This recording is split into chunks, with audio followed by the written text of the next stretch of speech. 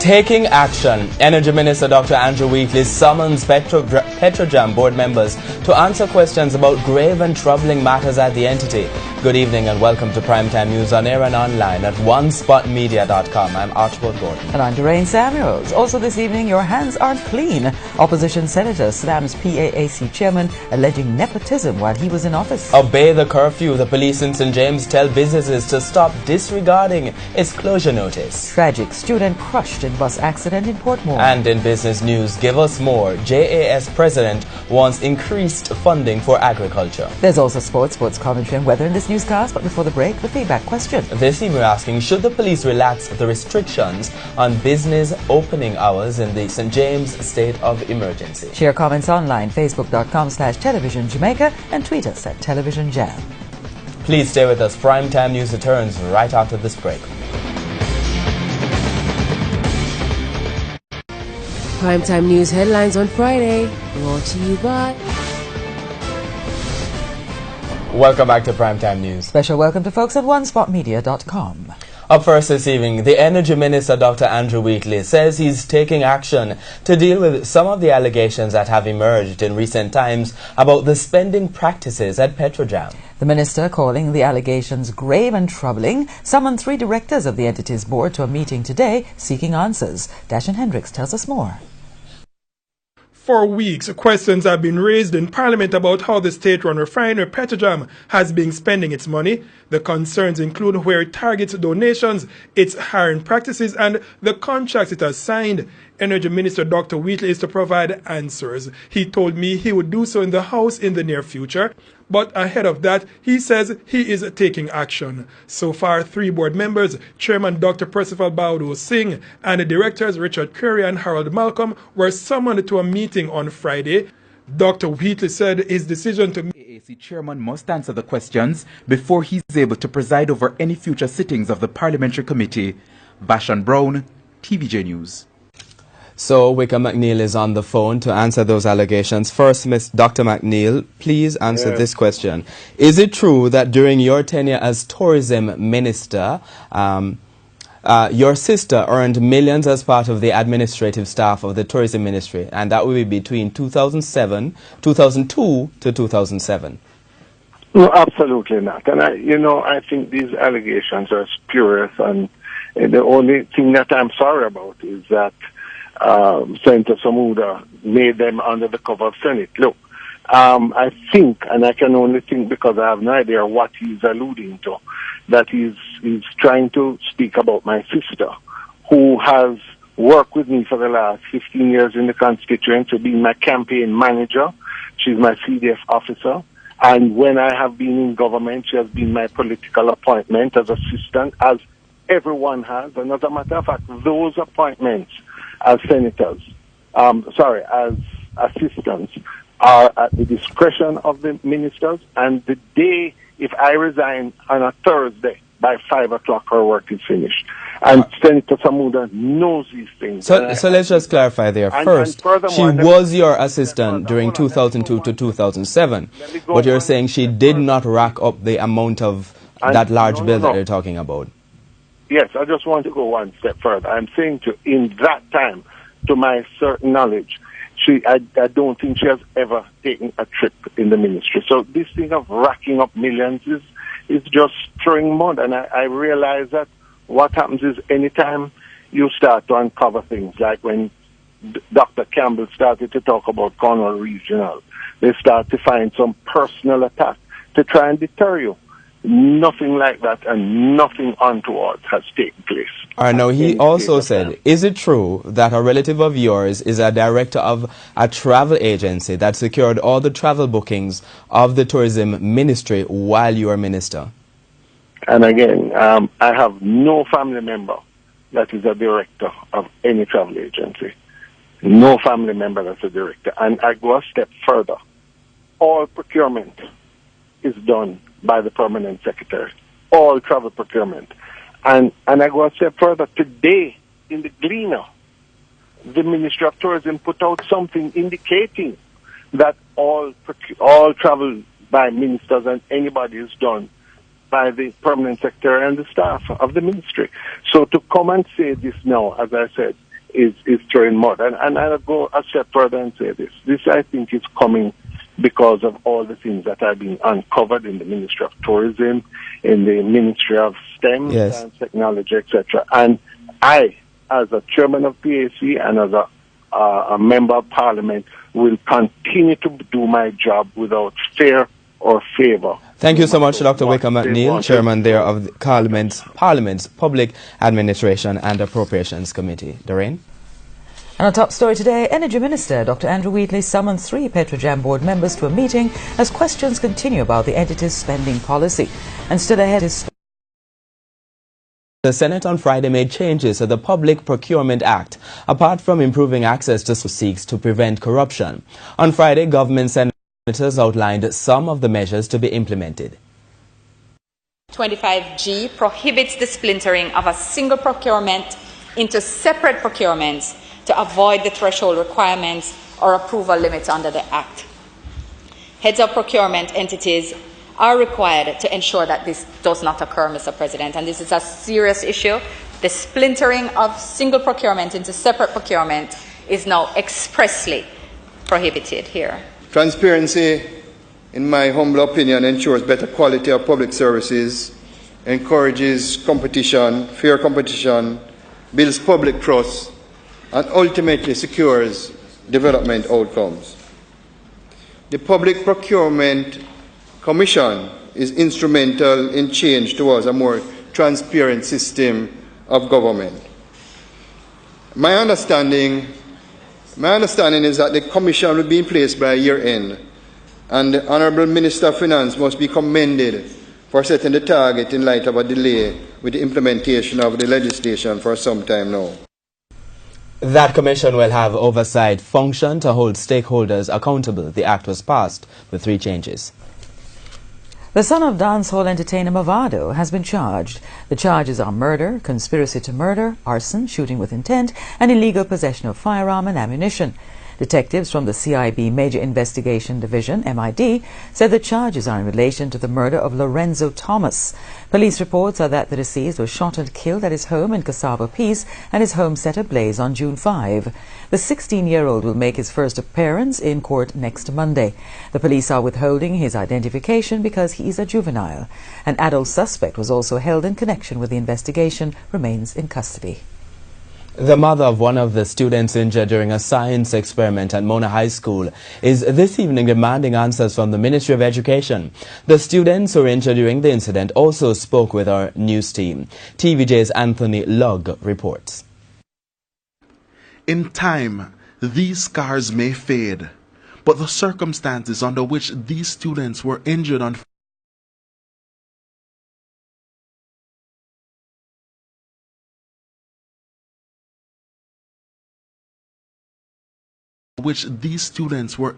February 22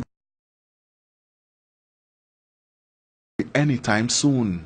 We were doing a lab for Jamaica Day, the Friday, and I don't know, but something went wrong and it just exploded. I was there crying, but I just didn't know what exactly happened, and then I touched my face and I saw blood. And realized my lip was split in 2. And then that's when I realized something really went wrong. It gets worse.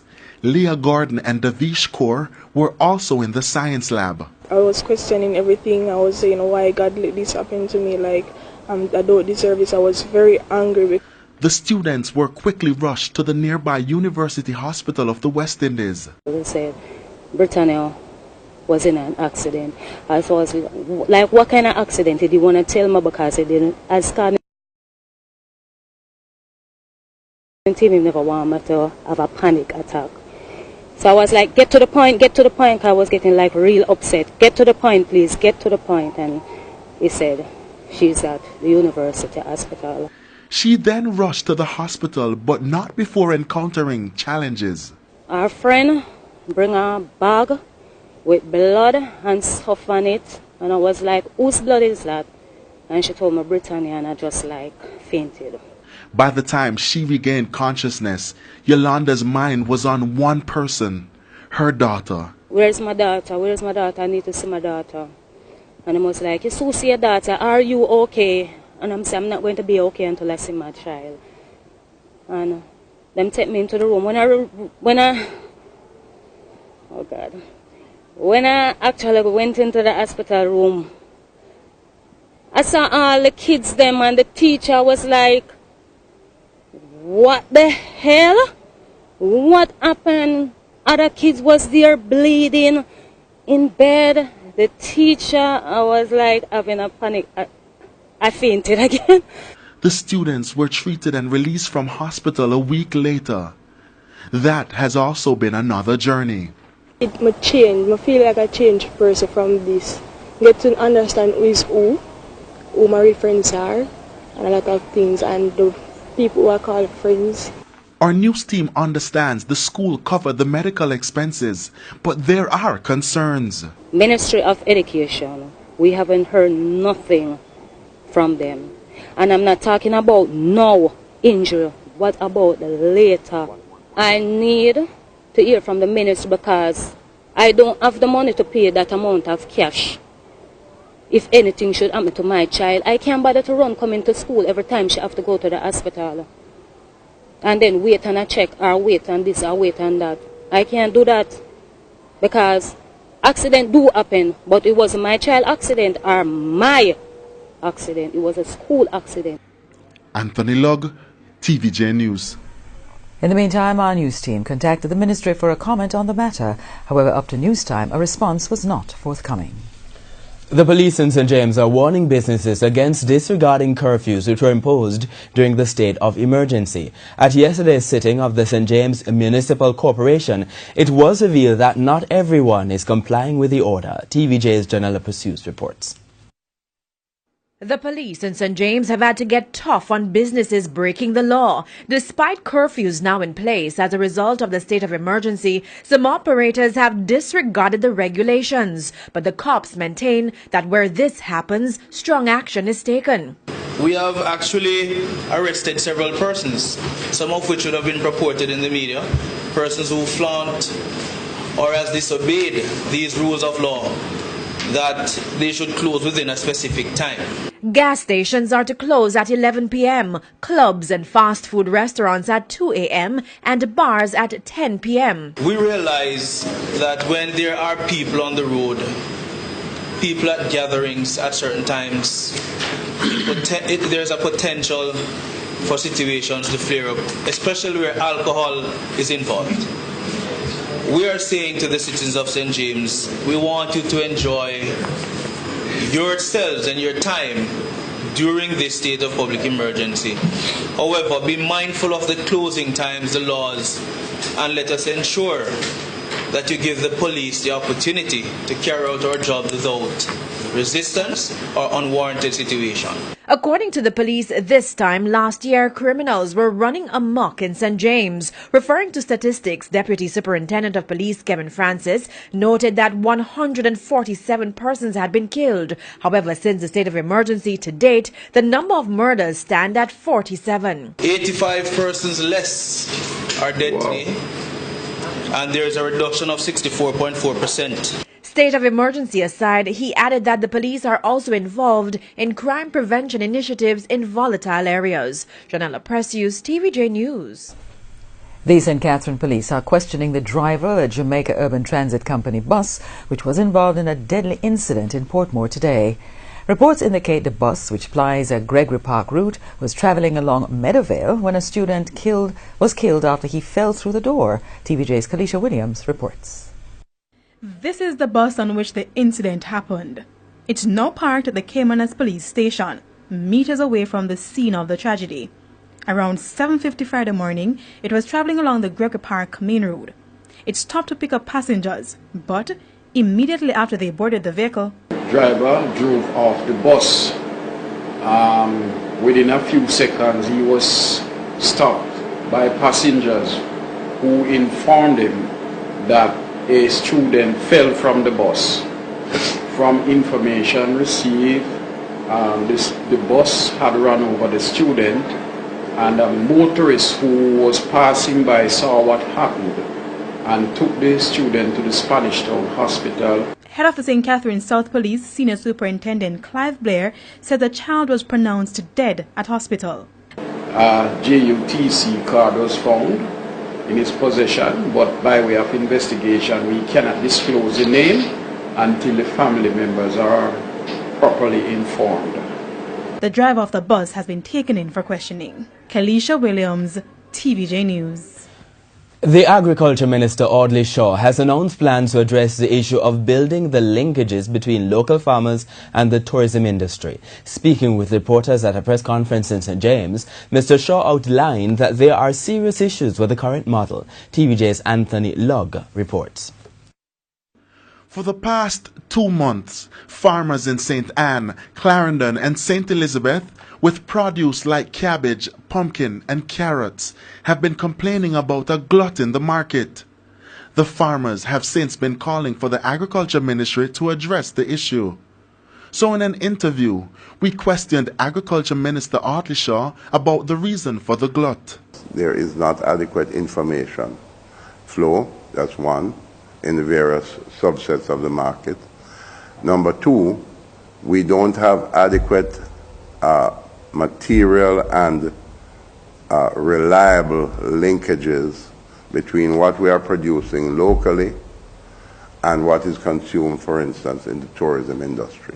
Mr. Shaw argues that the situation is disturbing and pointed to the fact that hoteliers are importing some of these very same produce. That kind of dysfunction has got to be straightened out. And therefore, the question of linkages is something, as the new minister, I intend to focus on with a lot of energy and a lot of penetration. Mr. Shaw says the ministry cannot allow the local farmers to continue suffering as a result of poor linkages. Something is fundamentally and radically wrong with that model, and that model has to change. We've got to find a way to incentivize the tourism sector to buy local. Anthony Lugg, TVJ News. Residents are this evening speaking out about how rising crime is affecting them in Otter Bay, St. Mary. The town has recorded almost as many murders in the first 5 months of the year as it did for all of 2018, and people are worried. TVJ's Krista Campbell reports. Placards in Otter Bay, St. Mary, a protest of sorts, but against rising crime in the town. 8 murders reported in the first 5 months of this year. 9 were recorded for all of 2017. Worried, residents joined the police, firefighters, the Member of Parliament, lay magistrates, students and other stakeholders on a peace march on Wednesday. That's what me see. 8 o'clock, 9 o'clock, you not go see nobody on the road. Please I go lock down. Please I go turn ghost town. I want to see peace in our community because I have no mother around and I live and I have fear and I live for alone. I don't know why I'm going to the church because I can't happen the peace that I do. Can't stop the gun, you know why I go. But not everyone was pleased with the turnout. Do we not be loud and bold? When I look for the excitement, and that's why I come. I'm going to see it. The police are urging residents to break their silence on crimes taking place in the town and help bring criminals to justice. Look at what is happening around you. Determine if this is what you want. Determine if you want your children to continue to grow in this environment when you don't know if they're going to live to graduate from high school or from even from primary school. Why each of you can't talk to the person next door, and a number of you will know who is doing these things. Talk to them. Tell them the MP no wants to see them right. Tell them the police no wants to see them right. Meanwhile, even as the MP warned that crime is threatening development and investments, a resident noted the impact on social activities. When you come on to weekend, God did that, you have a little party, right? You're afraid to go around here, right? Run at the school lane, run at the school lane now. Are your community, you hear your man and go, and you're afraid to go at the school lane and say, boy, you don't want them go shoot. The police insist the march is just to send a clear message that action is needed to curtail crime in the town. They're urging residents to use the available options to make anonymous reports. Krista Campbell, TVJ News. In a follow-up to a story carried this week, this evening we want to show you more of what takes place in front of the St. William Grant Park in downtown Kingston. It's become a place where many reside, and not just those who were recently burnt out along King Street.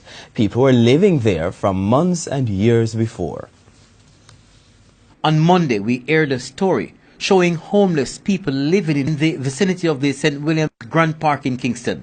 At least 2 are victims of a fire 2 weeks ago at Upper King Street. Now, the interesting thing is that the 5 victims aren't the only ones who sleep in this very area.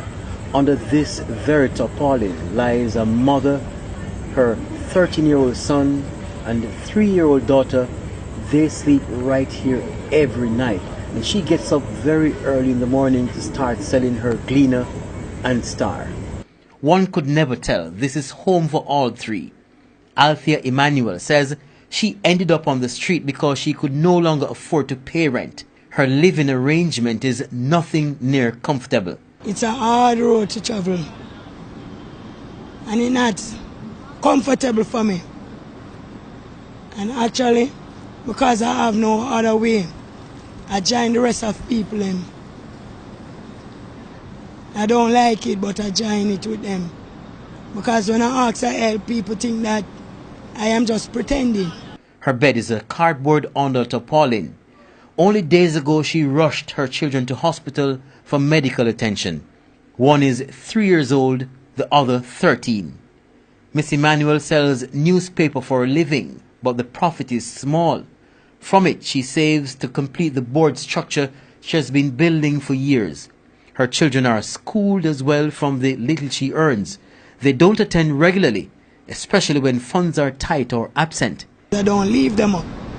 I am there with them 2 to 4, and I'm not giving up on them. Anything I go through, I will go through with them. Because I have my one and only son, I don't want to give up on him and him turn gunman, thief, or turn problem to people. In this area, more signs of desperation. Ramon Donaldson, confined to a wheelchair with elephantitis, is well known around here. Ramon says 5 years ago, he was hit down by a car and another ran over his leg, which needs to be amputated. He says he was put out of his house after he was released from hospital. Now he begs on the street. The help that I need is...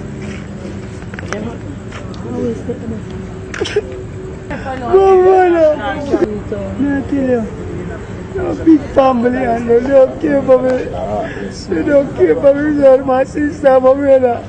Oh, Father, my father turning back against me. I need me wicked, and I need help right now about this sort to take up, because the people in the street who I beg for help are saying that it's full time now have this suit, and it seems like I don't want to amputate it. I'm using it for a beg. Ramon is supported by people on Chancery Street who helped him with accommodation to freshen up. Kirk Wright, TVJ News. The Financial Week, stories from overseas, and our bite of the week after the break.